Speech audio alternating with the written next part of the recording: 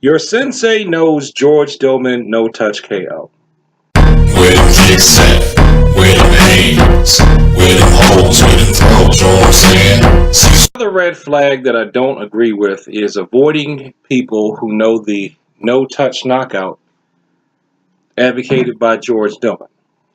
All right. I don't agree with that. I know Sensei Dillman no touch KO. And what? And what? I'm the first one to say I'm not that good at no touch. I technically count only one. I say technically because I did it was like a halfway knockout. I use it to help calm and bring somebody's energy down. But to me, it wasn't a clean knockout that you get where they go. Okay. Now, let me make this very clear.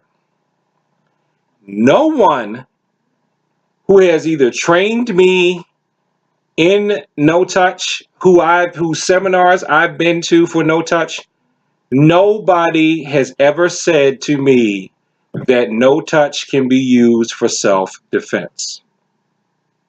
Okay, no one. So whatever name you can think of, no, they never said that to me. None of them. But none of them. I personally think that it is possible that someone may be able to develop a way to use no touch for self-defense. I do not train my students to use no touch for self-defense.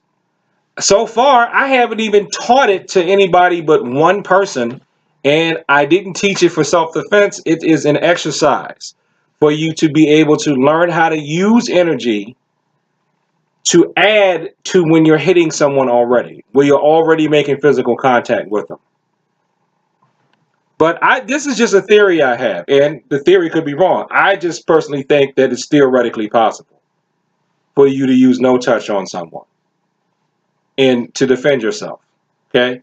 But nobody I know, nobody I've met has ever said that you can use no touch knockouts for self-defense, okay? I've never heard anybody do that or say that to me, around me, in an email, in a booklet, as part of their training material, or anything. So if people think that George Dillman is going around telling people to use no-touch knockouts for self-defense, they've probably never talked to him or anybody that's in DKI, which I'm not a member of DKI. It's like me with Simba. I'm not a member of DKI, but I've been trained by people who are in DKI, but I'm not in DKI. No, was he in DKI? No, I've been trained by people who were trained by people who were in DKI, but I'm not in DKI. For my Kyusho Jitsu, I'm in KJWA, Kyusho Jitsu World Alliance, and I was for about 2 years in Evan Pantanzi's organization. And they don't advocate using no-touch knockout for self-defense either. The guy who was my pressure point teacher before I went under Art Mason, he didn't advocate using no-touch knockout for self-defense. Grandmaster Art Mason doesn't advocate using no-touch knockout for self-defense. This is I think it's these you naysayers out there. You started something because you saw it done, and you can't believe that somebody can do it, and so you just assume they said that, yeah, you do it when somebody's coming at you with a sword too. And you've seen people stop it. I know you've seen the videos of people stopping people's kicks and punches with the shout and stuff like that. Okay, but nobody has said, just because they do that, then nobody has said to use that as a primary for self-defense. Okay? It doesn't nullify it, though. It doesn't mean that you shouldn't do it, to learn it, to study it. It's just like this. Yoga. If you take yoga will beef up whatever the heck else that you're doing. It will make basketball better. It will make football better. It would even make computer programming better. Yoga helped me with software testing. Because I was they offered it at a job. I used to be able to say, why are they offering yoga?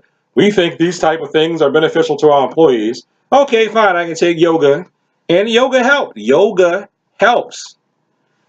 But is yoga a martial art? Is it a form of self-defense? No.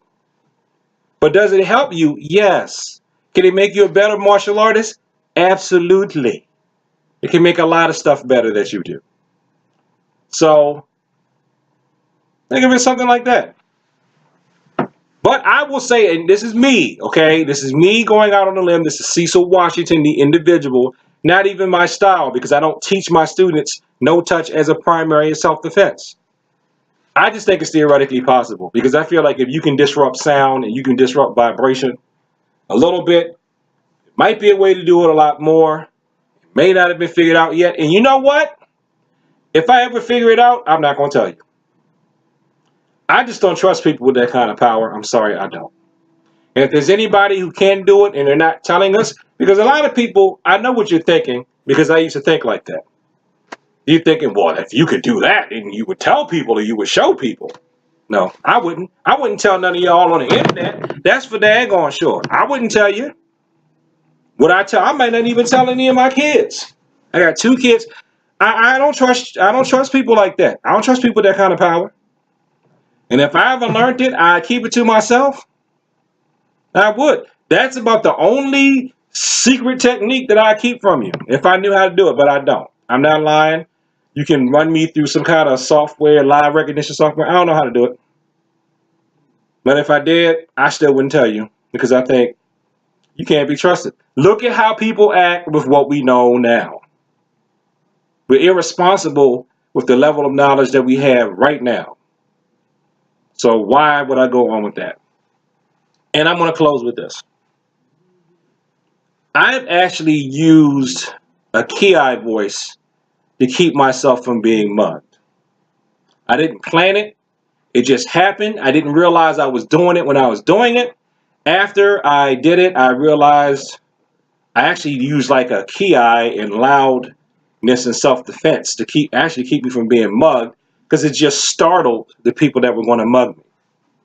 And when I tell people that, I always say, I was very lucky and I don't recommend it. Even though I did it once, I would not recommend that. The best form of self-defense would have been for me to not walk through that alley and not been lazy. I should have just walked in the light instead of walking in the dark, because I was stupid and I could have died. So, Sensei knowing the George Dillman no touch knockout, and I mean no disrespect to George Dillman or any of his progeny. If you know pressure points in the United States, I say you want to hear it until proven otherwise. What's that guy's name? Polander. I think that's his name. Maybe he didn't come through Dillman, but I don't know. So I'll say that until proven otherwise. So thanks for watching this video. Like, comment, and subscribe. Share with people like to talk about the martial arts. And stop letting these, oh, this means it's phony, lists throw you off and run your training. No, those lists, that's just those people's opinion. Why don't you Google the name of the person that you're interested in studying in and see if they have a criminal record or any accusations of fraud or scam, to see if law enforcement is after them. That is the type of instructor that you actually need to avoid, whether they're famous or affiliated or not. The ones who are criminals, not just the ones who might think a little bit differently than you. Peace.